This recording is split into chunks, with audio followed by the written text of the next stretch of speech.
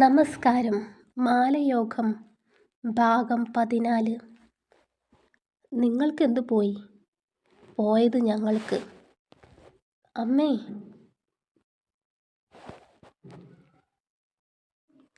സുചിത്ര ഉണ്ണിമായുടെ നേരെ വിരൽ ചൂണ്ടിയതും കവിതയുടെ മുഴക്കമുള്ള ശബ്ദം കേട്ടു.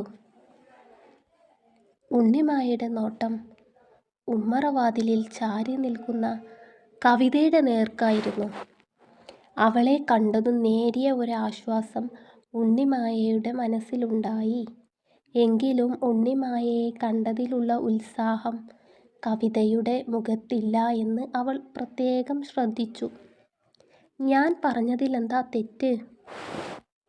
നിന്റെ അച്ഛനെ നിർബന്ധിച്ച് ഇവളുടെ അച്ഛൻ മണൽ വാരാൻ കൂട്ടിക്കൊണ്ടുപോയത് ഇന്നും എൻ്റെ കണ്ണിലുണ്ട്. പിന്നീട് നിന്റെ അച്ഛൻ്റെ ജീവനില്ലാത്ത ശരീരമാ ഇങ്ങോട്ട് തിരിച്ചു തന്നത്. നിറഞ്ഞു വരുന്ന മിഴികൾ ഉണ്ണിമായ വേഗത്തിൽ തുടച്ചു. മുൻപൊക്കെ കവിതയെയും ഉണ്ണിമായെയും പോലെ തന്നെ വേർപിരിയാത്ത സുഹൃത്തുക്കളായിരുന്നു ഭാമിനിയും സുചിത്രയും. പുഷ്പനും ഉണ്ണിത്താനും സംഭവിച്ച ദുരന്തത്തിന് ശേഷം ഇരുവരും ശത്രുതയിലായി. പരസ്പരം പലതും പഴിചാരി ഇരുവരും തമ്മിലുള്ള വഴക്ക് പതിവായി. ഭർത്താവിൻ്റെ മരണത്തിന് കാരണം ഉണ്ണിത്താനാണെന്ന് പലരും പറഞ്ഞു ഭാമിനിയെ തെറ്റിദ്ധരിപ്പിച്ചു. എരിവ് കൂട്ടാൻ തങ്കപ്പനും കൂട്ടി. അതോടെ ഉണ്ണിമായുടെയും കവിതയുടെയും സൗഹൃദത്തിനും അവർ വിലക്കിട്ടിരുന്നെങ്കിലും അവരുടെ ആഴമില്ലാ സ്നേഹത്തിന് തടയിടാൻ ആർക്കുമായില്ല. അവൾക്ക് നഷ്ടപ്പെട്ടതും സ്വന്തം അച്ഛനെ തന്നെയാണമ്മേ, അത് മറക്കണ്ട. കവിത തകർന്ന മനസ്സോടെ സുചിത്രയെ നോക്കി.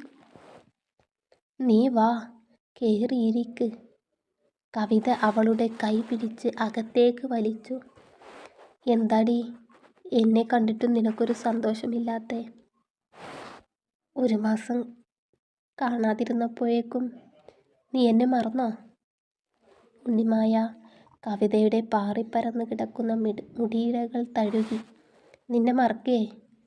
അതിന് കവിതയുടെ ശ്വാസം നിലക്കണം. പിന്നെന്താ നിന്റെ മുഖം ആകെ തെളിച്ചമില്ലാതിരിക്കുന്നത്? ഉണ്ണിമായുടെ ശങ്ക തീർന്നിട്ടില്ല. വേഗത്തിൽ മനസ്സ് പതറുന്ന പ്രകൃതമല്ല കവിതയുടേതെന്ന് ഉണ്ണിമായ്ക്കറിയാം. അവൾ കവിതയുടെ മുൻപിൽ മുഖാമുഖം വന്നു നിന്നു. അവളുടെ ഇരുമിഴികളിലേക്കും കൂർപ്പിച്ചു നോക്കി. സ്വസ്ഥത കെടുത്താൻ വിധിയൊരു അസുരനെ ഞങ്ങൾക്ക് കാവൽ നിർത്തിയിട്ടുണ്ടല്ലോ. അയാളുടെ ചെയ്തികൾ കൊണ്ട് പൊറുതിമുട്ടി. ഇനി വയ്യ. കവിത കാലൊന്ന് നീട്ടി തിണ്ണയിൽ ചാരിയിരുന്നു. എന്താ ഉണ്ടായേ? ഉണ്ണിമായ അവളോട് ചേർന്ന് നിന്ന് ചുമലിൽ കൈവച്ചു. കവിത അവളുടെ കരങ്ങൾ കവർന്നു അതരങ്ങൾ ചേർത്ത് വിതുമ്പി. നടന്ന സംഭവങ്ങൾ കേട്ട് കഴിഞ്ഞപ്പോഴും ഉണ്ണിമായിൽ നടുക്കമൊന്നും ഉണ്ടായിരുന്നില്ല. തങ്കപ്പനിൽ നിന്നും ഇതിനേക്കാൾ വലിയ ആഭാസം അവൾ പ്രതീക്ഷിച്ചതാണ്. അതേയ്, എനിക്ക് പുട്ടും പഴവും ചായയും വേണം. തിണ്ണയിൽ ഒരു കോലുകൊണ്ട് ശക്തിയായി അടിച്ച് സുനിത പറഞ്ഞു. സുനിതയെ കണ്ടതും ഞെട്ടിത്തിരിഞ്ഞു കവിത മിഴി തുടച്ചു. ചേച്ചിയൊന്നും അറിയില്ല. അറിയിച്ചിട്ടെന്ത് കാര്യമല്ലേ? കവിത പതിഞ്ഞ സ്വരത്തിൽ പറഞ്ഞപ്പോൾ ഉണ്ണിമായ മറുപടി നൽകി. നിനക്ക് ചായ എടുക്കട്ടെ? കവിത ചായ എടുത്ത് സുനിതക്ക് കൊടുത്തു. എനിക്കൊന്നും വേണ്ട. നീ എൻ്റെ കൂടെ ഒന്ന് വന്നാൽ മതി. എനിക്ക് നിന്നോട് കുറച്ച് സംസാരിക്കാനുണ്ട്. ഉണ്ണിമായ വിലപിച്ചു.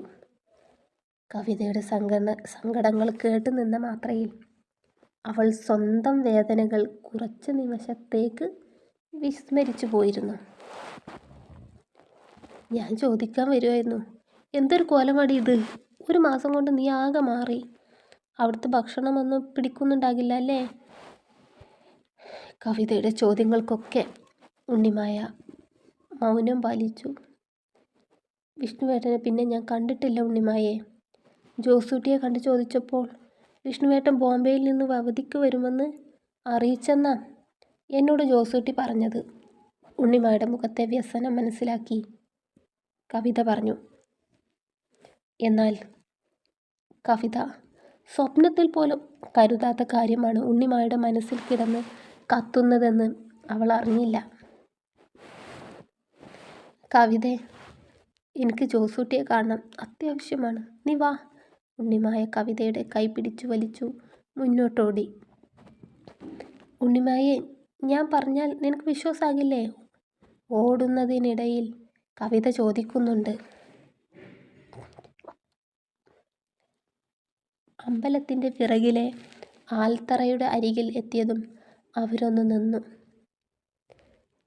കവിതയ്ക്ക് അവിടെയുള്ള ഓരോ ചുറ്റുപാടും പരിചിതമായതുകൊണ്ട് തന്നെ അവൾ കല്ലിൽ ചവിട്ടി ആൽത്തറയിലേക്ക് ഇരിക്കുന്ന ആളുകളെ എത്തി നോക്കി.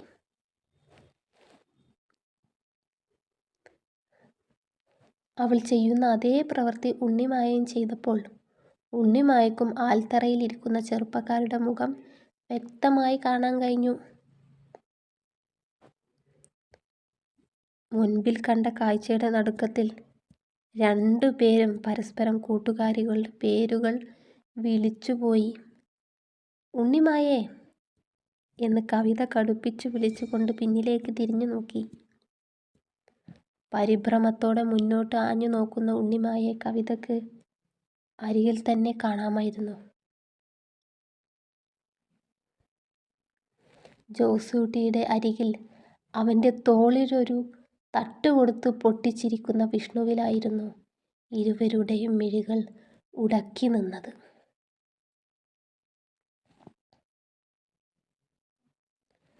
നിമിഷയുടെ ക്യാബിൻ ലക്ഷ്യമാക്കി വിഘ്നേഷ് വരുന്നത് കണ്ടതും അവൾ എഴുന്നേറ്റ് നിന്നു.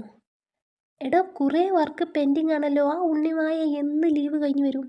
ഇൻ ചെയ്ത ബ്ലാക്ക് കോട്ടൺ പാൻറ്റിൻ്റെ പോക്കറ്റിൽ രണ്ട് കൈയും ഇറക്കി മുന്നോട്ട് വരുന്നതിനിടയിൽ തന്നെ വിഘ്നേഷ് മുഴക്കമുള്ള ശബ്ദത്തോടെ തിരക്കി.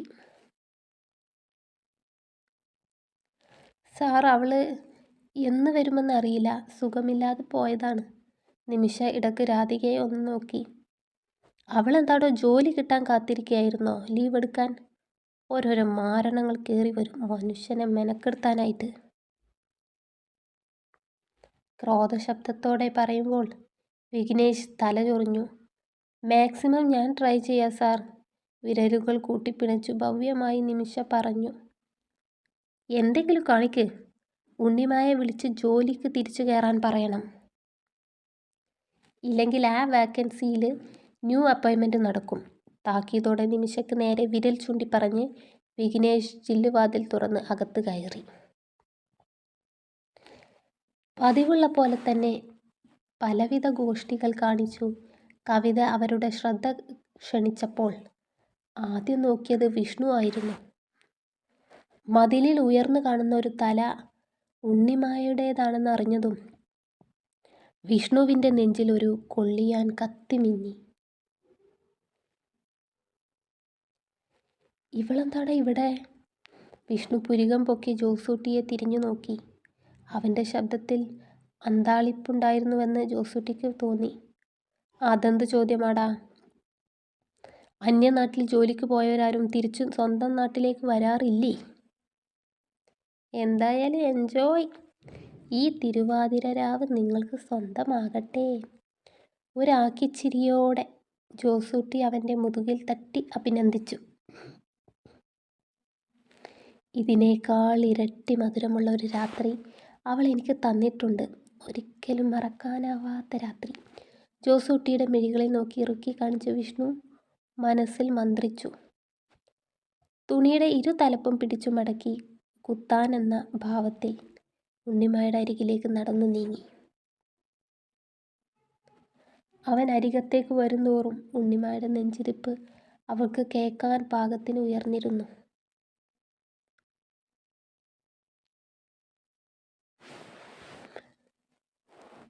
എടോ, താനെന്തിനാ ഇങ്ങോട്ട് വന്നേ? നിങ്ങൾ ഇവിടെ നിൽക്കുന്നത് ആരെങ്കിലും കണ്ടാൽ? ആ ഭയമൊക്കെ പോയോ? ദേ, ഈ കവിതയെ പറഞ്ഞു വിട്ടാൽ പോരെ?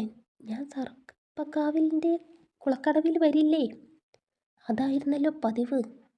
വിഷ്ണു ചുറ്റുപാടും വീക്ഷിക്കുകയും പതിഞ്ഞ സ്വരത്തിൽ, എന്നാൽ ഇടയ്ക്കിടെ ശബ്ദം ഒന്ന് ഉയർന്നും അമർഷത്തോടെ പറഞ്ഞുകൊണ്ടിരുന്നു. പതിവെല്ലാം തെറ്റി വിഷ്ണു. വിഷ്ണു എവിടെയായിരുന്നു ഇത്രയും നാൾ? പറയുന്നതിൻ്റെ അതേ ഗൗരവത്തിൽ ഉണ്ണിമായ അവൻ്റെ ഷർട്ടിൻ്റെ കോളർ പിടിച്ചു അവൾക്ക് നേരെ വലിച്ചു. ഞാൻ ബോംബെയിൽ. വിഷ്ണുവിൻ്റെ മുഖമാകെ വിളറിപ്പോയിരുന്നു. അവൻ്റെ നോട്ടം ഇനിയും എടുത്തിട്ടില്ലാത്ത കോളറിലെ അവളുടെ കയ്യിലായിരുന്നു. ജോസൂട്ടി തന്ന നമ്പറിൽ എന്താ വിളിക്കാഞ്ഞേ? ഉണ്ണിമായുടെ മിഴികളിൽ ചുവപ്പ് രാശി വന്നു പടർന്നു.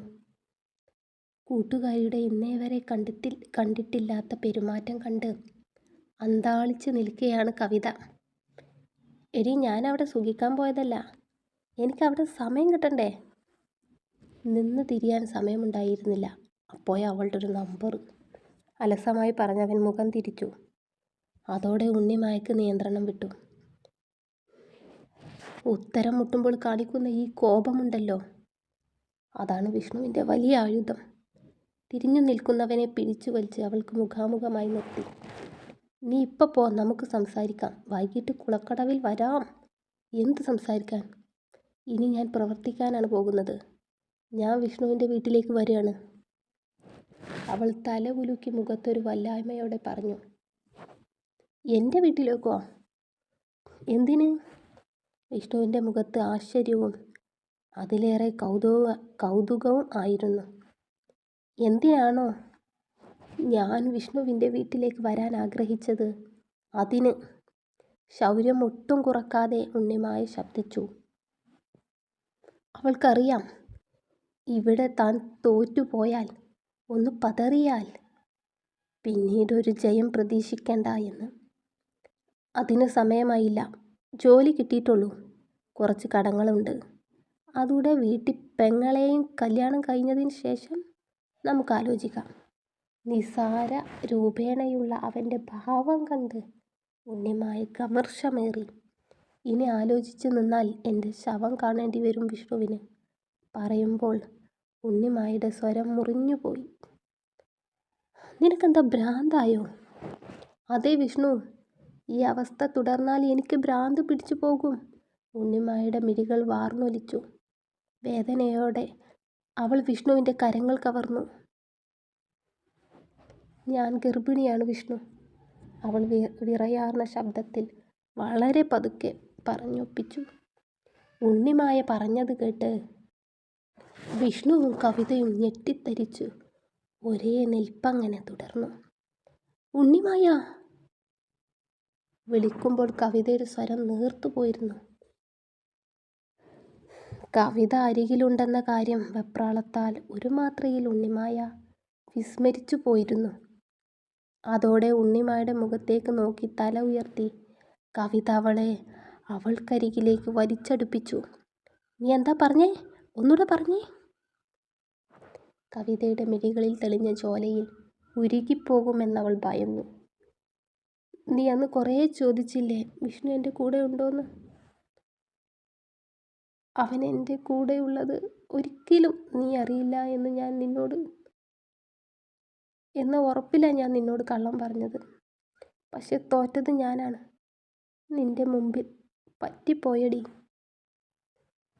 കുമ്പസാരക്കൂട്ടിലെന്ന പോൽ ഉണ്ണിമായ സർവ്വതും ഏറ്റുപറയുമ്പോൾ ഉണ്ണിമായ ഒരു നോട്ടം കൊണ്ട് പോലും ദയ അർഹിക്കുന്നില്ല എന്ന് കവിത ഓർത്തു. ഉണ്ണിമായുടെ പ്രവൃത്തികൾ ആകെ വെപ്രാളത്തിലായിരുന്നു.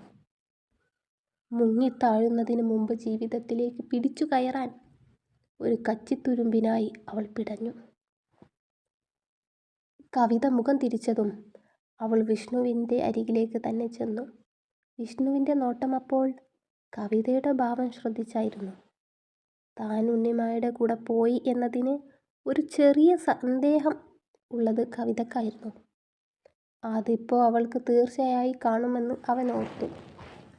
വിഷ്ണു ഇക്കാര്യമൊക്കെ ആരെങ്കിലും അറിയുന്നതിന് മുമ്പ് നമുക്ക് വേഗം വിവാഹം കഴിക്കാം. ഇപ്പോൾ നമുക്ക് ജോലിയായല്ലോ, ഇനി എന്താ പേടിക്കാൻ? നീ എന്തൊക്കെ ഭ്രാന്തായി പറയുന്നത്? ഈ പറയുന്നതിൻ്റെ യൊക്കെ ഗൗരവം നീ അറിയുന്നുണ്ടോ? ഗർഭിണിയാണ് പോലും. അവനൊന്നും വിശ്വാസമാവാത്ത അവസ്ഥയിലായിരുന്നു. സത്യമാ ഞാൻ പറയുന്നത്. ഹോസ്റ്റലിൽ വയ്യാതെ കുറേ ദിവസം കിടന്നു. ഹോസ്പിറ്റലിൽ പോയി. ഡോക്ടേഴ്സ് ഇക്കാര്യമൊന്നും പറഞ്ഞില്ല. പിന്നെ റൂമിലുള്ള ഒരു ഫ്രണ്ട് പ്രഗ്നൻസി ടെസ്റ്റ് ചെയ്യാൻ ഏതാണ്ടൊക്കെ കൊണ്ടുവന്നു. അതിൽ കണ്ടത് ഞാൻ ഗർഭിണിയാണെന്നാ. ആ, ബെസ്റ്റ് വിശദീകരണം. ഏതോ ഒരു കുന്ത്രാണ്ടം പറഞ്ഞു ഇവൾ ഗർഭിണിയാണെന്ന്. അതും വീങ്ങിക്കൊണ്ട് വന്നേക്കുന്നു. ദേ, എൻ്റെ വായിൽ നിന്ന് വല്ലതും കേൾക്കും. 2 സ്ഥലം വിട്ടേ. അമ്പലത്തിലേക്ക് പോകാനുള്ള ആളുകൾ ഇപ്പോൾ ഈ വഴിയിലൂടെ വരും. അവരുടെ മുമ്പിൽ പെടണ്ട. ഇതും പറഞ്ഞ് വിഷ്ണു ദ്രുതഗതിയിൽ ഇറങ്ങിപ്പോയി. ഉണ്ണിമായ കവിതയുടെ അരികിലേക്ക് വന്നതും രൂക്ഷമായി നോക്കിക്കൊണ്ട് മുഖം തിരിച്ചു നടന്നകന്നു. അവൾ നടുക്കടലിൽ ഒറ്റപ്പെട്ട പോലെയായി. ഉണ്ണിമായ ആ നിൽപ്പിൽ മുഖം പൊത്തിക്കരഞ്ഞു. അമ്പലത്തിൽ നിന്നുള്ള വാദ്യമേളങ്ങളുടെ ശബ്ദവും താളവും കേൾക്കാമായിരുന്നു. തേര് വലിച്ചു പോകുന്നവരുടെ മേളവും ആഘോഷപ്രകടനങ്ങളും വെടിക്കെട്ടിൻ്റെ ശബ്ദവും കേൾക്കാം. ഉണ്ണിമായേ! പിറകിൽ നിന്നുള്ള ഭാമിനിയുടെ ഉറക്കെയുള്ള വിളി കേട്ടതും വലിയൊരു ഞെട്ടലോടെ ഉണ്ണിമായ പായയിൽ നിന്നും ചാടിപ്പിടഞ്ഞെഴുന്നേറ്റു. നീ ഇതുവരെ വസ്ത്രമൊന്നും മാറിയില്ലേ? വേഗം നോക്ക്. ഭാമിനി കഴുത്തിൽ കുത്തിയ സാരി നെഞ്ചിലേക്ക് വലിച്ചിട്ടു. ഞാനില്ല അമ്മേ, അമ്മ പോയിക്കോ. അതെന്താ നീ വരാത്തത്? നീ തിരുവാതിര കാണാനല്ലേ കഷ്ടപ്പെട്ട് അത്രയും ദൂരത്ത് നിന്ന് വന്നത്? അമ്മ ഒന്ന് പോകുന്നുണ്ടോ? ഞാനൊന്ന് കിടന്നോട്ടെ, എനിക്ക് തീരെ വയ്യ. ഇത് നല്ല കൂത്ത്. ഈ പെണ്ണിൻ്റെ സ്വഭാവം ആകെ മാറിയിട്ടുണ്ട്. മറ്റോളുമായി പിണങ്ങി കാണും, അതിന് എൻ്റെ മെക്കെട്ട് കയറണം. നീ വരികയോ വരാതിരിക്കുകയോ ചെയ്യ്. നല്ലൊരു ദിവസമായിട്ട് ഞാനൊന്നും പറയുന്നില്ല. ചുരുണ്ടു കിടക്കാതെ വന്നു ഈ കതക് കുറ്റിയിട്. വല്ല കള്ളന്മാരും വന്ന് കയറണ്ട. ഭാമിനി വിറുവിറുത്തുകൊണ്ട് ഇറങ്ങിപ്പോയി. ഉണ്ണിമായ തലേണയും മുഖം പൂത്തി കിടന്നു പൊട്ടിക്കരഞ്ഞു. കവിത ഇപ്പോൾ ഈ ലോകത്ത് ഏറ്റവും വെറുക്കുന്നത് തന്നെയാകും. മിഴികൾ വാർക്കുന്നതിനിടെ പിറകിൽ ഒരു കാൽ പെരുമാറ്റം കണ്ട് അവൾ കിടന്ന പാടെ തിരിഞ്ഞു നോക്കി. മണ്ണെണ്ണ വിളക്ക് ചാരെ വെച്ചു പിടഞ്ഞെഴുന്നേറ്റു. പായയിലിരുന്ന് തല ഉയർത്തി നോക്കുമ്പോൾ കണ്ടു ഒരു രൂപം മുൻപിൽ നിൽക്കുന്നത്. ആരാ എന്ന് ചോദിക്കാൻ നാക്ക് പൊന്തുന്നില്ല. ഉണ്ണിമായ്ക്ക് തൊണ്ട വറ്റി വരണ്ടതുപോലെ തോന്നി. ആ രൂപം അരികിലേക്ക് വരും തോറും അവൾ പിറകിലേക്ക് നിരങ്ങി നീങ്ങി ഭിത്തിയിൽ വന്ന് ചാരിയിരുന്നു. മുൻപിലുള്ള രൂപം അയാളുടെ മുഖത്തേക്ക് തന്നെ ലൈറ്റർ വെച്ചു കത്തിച്ചു. ആ അരണ്ട വെളിച്ചത്തിൽ അവൾ കണ്ടു കൺമുന്നിൽ നിൽക്കുന്ന ആ രൂപത്തിൻ്റെ മുഖം. വിഷ്ണു. അവൾ പോലും അറിയാതെ അവളുടെ അധരങ്ങൾ മന്ത്രിച്ചു. പോയി. അവനെ കണ്ടപ്പോൾ അവളുടെ മുഖത്തപ്പോൾ ഉണ്ടായത് സന്തോഷമോ ദുഃഖമോ എന്നറിയില്ല. അവൾ പൊടുന്നനെ ചാടി എഴുന്നേറ്റ് വിഷ്ണുവിൻ്റെ അരികിലെത്തി. വിഷ്ണു, എനിക്കറിയാം വിഷ്ണുവിന് ഞാനില്ലാതെ കഴിയില്ലെന്ന്. ഇത്രയും ദിവസം ഞാൻ ജീവിച്ചത് എങ്ങനെയാണെന്ന് എനിക്കും ഈശ്വരന്മാർക്കും മാത്രമേ അറിയൂ. നമുക്ക് ജീവിക്കണം വിഷ്ണു. നമ്മൾ സ്വപ്നം കണ്ട ജീവിതം തിരിച്ചു പിടിക്കണം.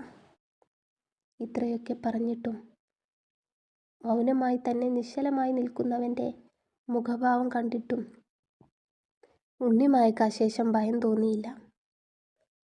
ഷർട്ടിൻ്റെ കോളറിൽ പതിയെ തലോടി കൈകൾ അവൻ്റെ നെഞ്ചിലെത്തി.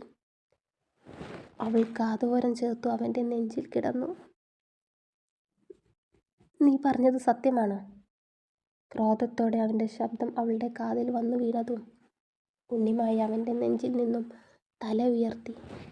എന്താ? അവിശ്വസനീയതയോടെ അവൾ അവൻ്റെ മിഴികളിലേക്ക് ഉറ്റുനോക്കി. നീ ഗർഭിണിയാണെന്നുള്ളത് നേരാണോന്ന്? അവൻ്റെ വാക്കുകൾക്കും ചേഷ്ടകൾക്കും മുൻപൊന്നുമില്ലാത്തത്ര ഭാവവ്യത്യാസവും ഗാംഭീര്യവും തോന്നി. മുൻപിൽ നിൽക്കുന്നത് തനിക്കേറെ പ്രിയപ്പെട്ട വിഷ്ണു തന്നെയാണോ എന്ന് അവൾ ആശങ്കപ്പെട്ടു. വിഷ്ണുവിന് എന്നെ വിശ്വാസമില്ലേ? ഇങ്ങനൊരു കള്ളം പറയേണ്ട കാര്യം എനിക്കെന്താ? ഉണ്ണിമായ നെറ്റിച്ചുളിച്ചു. ആണെങ്കിൽ അത് വേണ്ട, നീ അതങ്ങ് അലസി കളഞ്ഞേക്ക്. അലസമായി അവളുടെ മുഖത്തേക്ക് നോക്കാതെ അവൻ പറയുന്നത് കേട്ട് നെഞ്ചിലൂടെ ഒരു ആന്തൽ പിണഞ്ഞു. അവളുടെ നോട്ടം അവനിൽ നിന്നും പിൻവലിച്ചതേയില്ല. അല്ലാതെ പിന്നെ ഇതും വെച്ചോണ്ടിരിക്കേ? നാള് കഴിയും തോറും അതിങ്ങ് വീർത്തു വരും. എനിക്കൊരു ജോലി ആയെന്ന് വെച്ച് എല്ലാം ആയെന്നാണോ നീ കരുതിയത്? വീട്ടിലെ കടം, പെങ്ങളുടെ കല്യാണം, തൽക്കാലം നിന്നെ കെട്ടാൻ എനിക്ക് സൗകര്യമില്ല. വിഷ്ണു ആക്ഷേപത്തോടെ പറഞ്ഞു തീർന്നതും ഉണ്ണിമായ പുച്ഛത്തോടെ അവനെ ഒന്ന് ഇരുത്തി നോക്കി. അവളുടെ നോട്ടമൊന്നും അവനെ ബാധിച്ചിരുന്നില്ല. കാരണം വന്നിട്ട് ഇത്ര നേരമായിട്ടും വിഷ്ണു ഉണ്ണിമായെ രണ്ട് തവണയെ നോക്കിയിട്ടുള്ളൂ. ബാക്കിയുള്ള നേരം അത്രയും അവളോട് മിണ്ടിയത് തലകുനിച്ചു മാത്രമായിരുന്നു. അപ്പോൾ വിഷ്ണുവിന് എൻ്റെ കൂടെ ജീവിക്കണമെന്നില്ലേ എന്ന് ഞാൻ പറഞ്ഞോ? അതിന് ഈ കുഞ്ഞിനെ ഇപ്പോഴേ പെറ്റി പിഴച്ചവളാവണ്ട എന്നാ പറഞ്ഞത്. ഇല്ല വിഷ്ണു, ഇനി നീ എന്തൊക്കെ പറഞ്ഞാലും എൻ്റെ കുഞ്ഞിനെ ഞാൻ കൊല്ലില്ല. ഞാൻ വളർത്തും. അതിനി പിഴച്ചവളെന്ന് നാട് മൊത്തം പറഞ്ഞോട്ടെ. ഉണ്ണിമായക്കത് പുല്ല. എങ്കിലും നിന്റെ കാല് പിടിക്കാൻ ഞാൻ വരില്ല. ഉണ്ണിമായ കൈകൊണ്ട് അവന് നേരെ ചൂണ്ടി ജ്വലിക്കുന്ന മിഴികളോടെ അവനെ രൂക്ഷമായി നോക്കി പിറകിലേക്ക് നടന്നു നീങ്ങി. എടി, വല്ലവൻ്റെയും കൂടെ കിടന്ന് കൊച്ചിനുണ്ടാക്കിയിട്ട് എൻ്റെ തലയിൽ കെട്ടിവെക്കാൻ നോക്കിയാലുണ്ടല്ലോ. വിഷ്ണു ആ കൊച്ചു വീടിൻ്റെ ഭിത്തിയിൽ ആഞ്ഞു ചവിട്ടി. ഇറങ്ങിപ്പോടാ എൻ്റെ വീട്ടിൽ നിന്ന്. നിന്നെയാണോടാ ഞാൻ ഇത്രയും സ്നേഹിച്ച് വിശ്വസിച്ചത്? നിനക്കാണോടാ ഞാൻ എൻ്റെ ശരീരം തന്നത്? ഉണ്ണിമായ ആർത്തു കരഞ്ഞു വിളിച്ചു. അവളുടെ മുഖം മാന്തി വലിച്ചു മുറിവേൽപ്പിച്ചു. എനിക്ക് നിന്നെ കാണണ്ട, പോ. അവൾ ഓടി വന്ന് വിഷ്ണുവിനെ ആഞ്ഞു തള്ളി. വേച്ചു പോയവൻ തിരികെ ശക്തിയോടെ വന്ന് അവളുടെ കഴുത്തിൽ അവൻ്റെ കൈത്തണ്ട വെച്ചമർത്തി പിടിച്ചു. നിന്നെയും എനിക്കിനി കണ്ട. എനിക്ക് മാത്രമല്ല, ഈ നാട്ടുകാർക്കും ഇനി നിന്നെ കാണണ്ട. അവൻ്റെ ചൊടിയിൽ വിരിഞ്ഞ പുഞ്ചിരിയിൽ വല്ലാത്തൊരു അപകടം ഒളിഞ്ഞിരുന്നു. വിഷ്ണുവിൻ്റെ അരക്കെട്ടിൽ നിന്നും എടുത്തുയർത്തിയ പിച്ചാത്തി ഉണ്ണിമായുടെ മിഴികൾക്ക് നേരെ കാണിച്ചവൻ തൻ്റെ ശ്വാസത്തിനു വേണ്ടി പിടയുമ്പോൾ വിഷ്ണുവിൻ്റെ കയ്യിലെ ആയുധം കണ്ടവൾ നടുങ്ങി. കാട്ടാളൻ്റെ കരങ്ങളിൽ അകപ്പെട്ട മാൻപേട പോൽ അവൾ കിടന്നു പിടഞ്ഞു.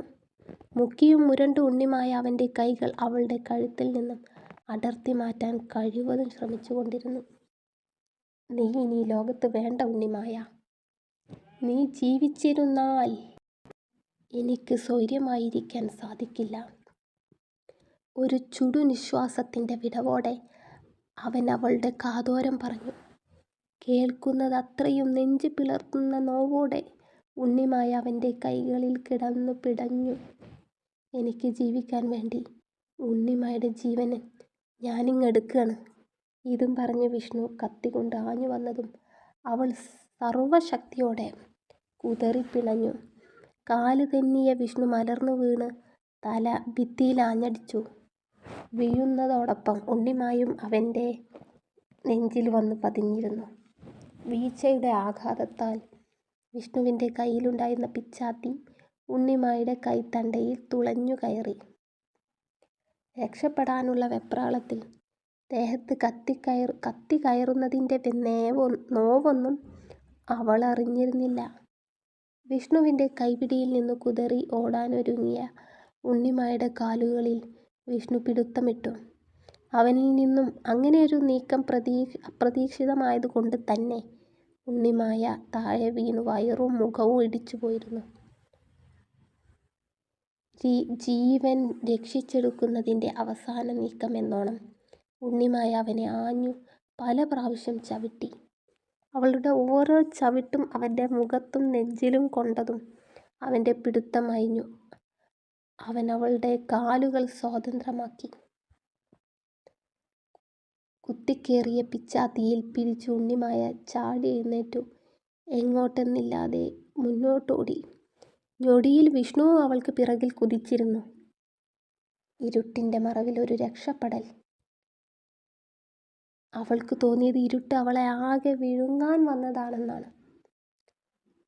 ഹൃദയം പൊട്ടിത്തെറിക്കുന്നത് പോലെ മിടിക്കുന്നതിനിടയിൽ അവൾക്ക് ചുറ്റും നിശബ്ദമായിരുന്നു. ഒരു നിമിഷം ഭാമിനിയുടെയും അതിലിൻ്റെയും പുഞ്ചിരിക്കുന്ന മുഖം അവളുടെ മനസ്സിൽ മിന്നിമാഞ്ഞു. പാടവരമ്പിലൂടെ ഓടുമ്പോഴും വെളിച്ചമായി നിലാവും അമ്പലപ്പറമ്പിൽ നിന്ന് ആകാശം വരെ ഉയരുന്ന മാത്രമേ ഉണ്ടായുള്ളൂ. ഉണ്ണിമായുടെ ഓരോ നീക്കവും സസൂക്ഷ്മം നോക്കി വിഷ്ണു അവളെ പിന്തുടർന്നു. പാടവരമ്പ് കഴിഞ്ഞതും കാണുന്ന കുറ്റിക്കാട്ടിൽ ഉണ്ണിമായ ഒളിച്ചിരുന്നു. ഒരു ഏങ്ങൽ പോലും പുറത്തു വരാതിരിക്കാൻ അവളുടെ അവൾ സ്വയം അമർത്തി പൊത്തിപ്പിടിച്ചു. കുറ്റിക്കാടിൻ്റെ നടുവിൽ നിന്ന് അവൻ തൻ്റെ ഇരയെ ചുറ്റും തെരഞ്ഞു. ആകാശത്തുയരുന്ന വർണ്ണനിറങ്ങളിൽ തീർത്ത വെടിക്കെട്ടിൻ്റെ മായയിൽ അവൾ കണ്ടു പകയും രോഷവും ഇടകലർന്ന മിഴികളോടെ തന്നെ നോക്കുന്ന വിഷ്ണുവിനെ. തുടരും. സ്വന്തം നിലനിൽപ്പിന് വേണ്ടി സ്നേഹിച്ച പെണ്ണിനെ, ഗർഭിണിയാക്കിയ പെണ്ണിനെ വിഷ്ണു കൊല്ലാൻ നോക്കുകയാണ്. അത്രക്കും ക്രിമിനൽ മൈൻഡാണ് വിഷ്ണു എന്ന ഈ വ്യക്തിക്ക്. അപ്പോൾ ഉറപ്പായും വിഷ്ണു അല്ല നമ്മുടെ ഉണ്ണിമായുടെ നായകൻ അല്ലേ? തുടർന്ന് വായിക്കുക. കഥ ഇനിയും സംഭവവികാസങ്ങൾ കടന്നുപോകും. കാത്തിരിക്കണം. ഉടനെ അടുത്ത പാർട്ടുമായി വരാം. എല്ലാവർക്കും സ്നേഹം, പുതുവത്സരാശംസകൾ നേരുന്നു. നന്ദി, നമസ്കാരം.